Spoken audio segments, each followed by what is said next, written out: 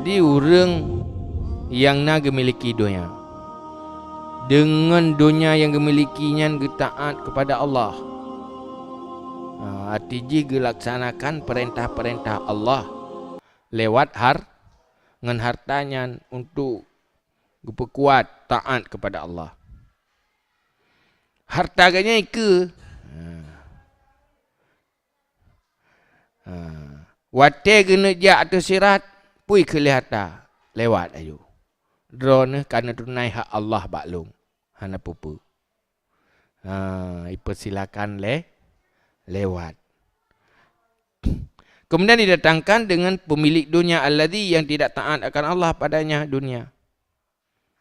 Dan hartanya di antara dua bahunya. Nah, sabah tu gaya harta, tetapi kan berkuat taat kepada Allah hartanya ni. Kan untuk kekuatan taat. Hanya untuk kepentingan duniawi semata kan. Nyan hartanya tekuk. Kepugulam oleh Allah Ta'ala. Hidup tekuk. Wate berhadapan dengan sirat ikun lihata. Wailaka celaka kamu. Ala adaita haqqallah fiyya.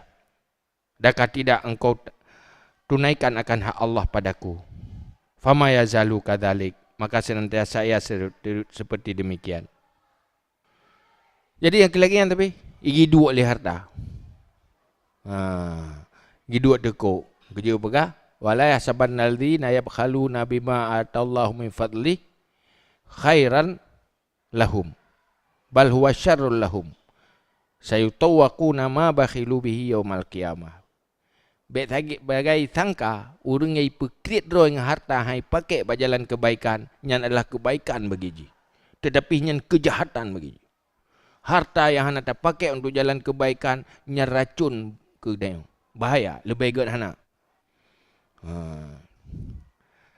Sayutawwaquna ma bakhilu bihi yaumal qiyamah. Tengok akan gelat pada kuat tu. Harta yang tak mekrik orangnya, tengok kecok gelat pada ku. Itu sebab ngadi yo. Icelah lihat dah. Hak Allah yang ni oleh Allah hana katunaikan baklu. Lagi-lagi yang tapi hatta yad'u bil waili sehingga diserukan dengan wailun neraka wailun wasabur dan neraka sabur. Sehingga ho gegiring ke deh neraka wailun dan neraka sabur. Yang gara-gara harta. Memang harta jahidu bi amwalikum wa anfusikum. Berjuang dengan hartamu dan nyawamu. Menyuhana harta, berjuang dengan tenaga, berjuang dengan pikiran. Berjuang dit. Menyuhana harta kepakai untuk perjuangan. Hinam pun apa?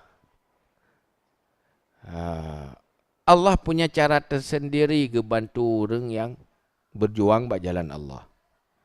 Walladzina jahadu fina lanahdiyannahum subulana. So orang yang berjihad mujahadah bak jalan kamu, Allah akan selalu berjalan bermacam jalan subulana, bermacam jalan oleh Allah duduk. Tapi yang penting berjuang ini. Allah yang akan buka jalan. Mujahadah pasti ikhlas. Lakukan perjuangan. Tanya hak itu semiki pagi ban jalan, Allah akan buka jalan. Lanah diannahum subulana. Subul jamak. Banyak jalan.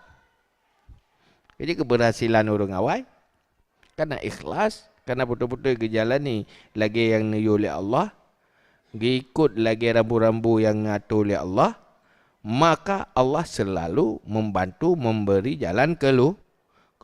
In tansurullah yansurukum. Punya kata ada bantu agama Allah, Allah akan bantu kata.